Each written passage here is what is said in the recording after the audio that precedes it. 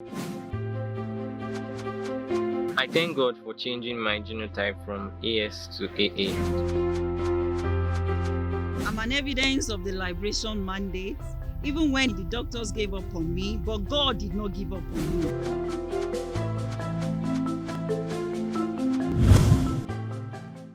J'ai joint cette commission à Abidjan, en Côte d'Ivoire, en 1999.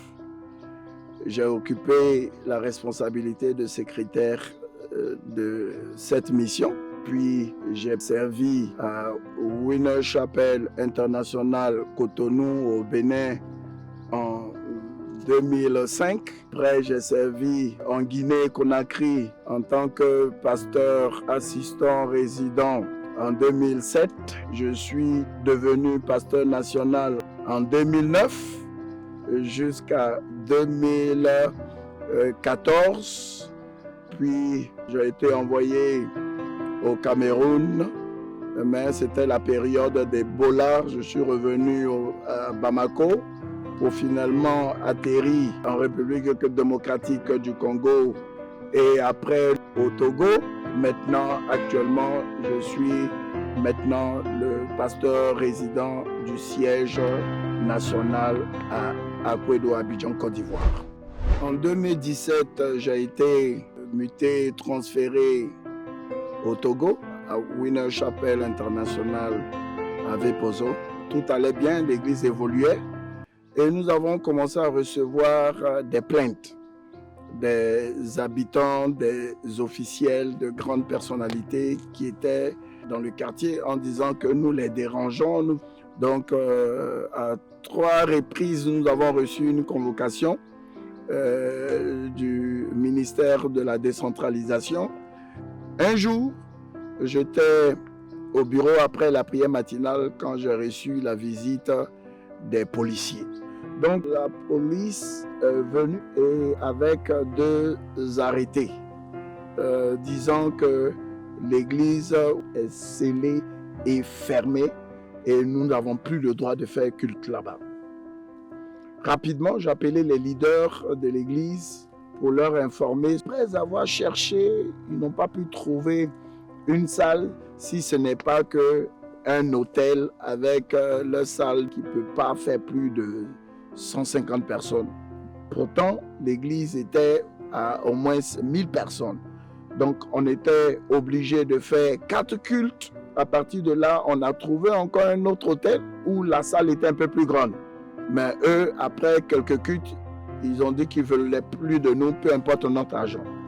Donc, j'ai prié et j'ai dit au Seigneur que je n'ai jamais vu Winner Chapel International dans la rue.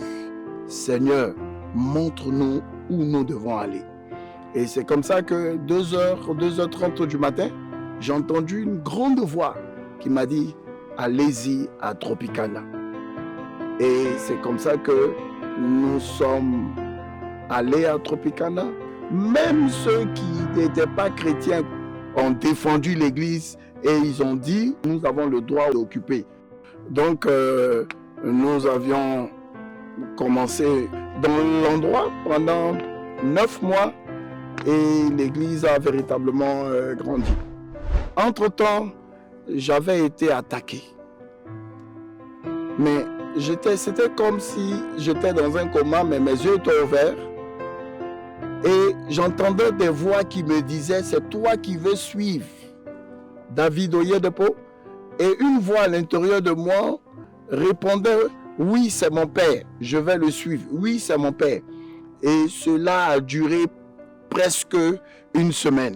Mais ce qui a été étrange, c'est que quand le temps arrive pour faire nos cultes, je deviens conscient. Je prépare les cultes du mercredi. Le dimanche, j'étais conscient, j'ai préparé les 2 cultes. Et puis, le lundi, je suis devenu normal, l'attaque était passée. En 2019, nous avions reçu une lettre du ministre nous disant que nous pouvons retourner après Shiloh dans notre bâtiment. Et nous étions véritablement dans la joie.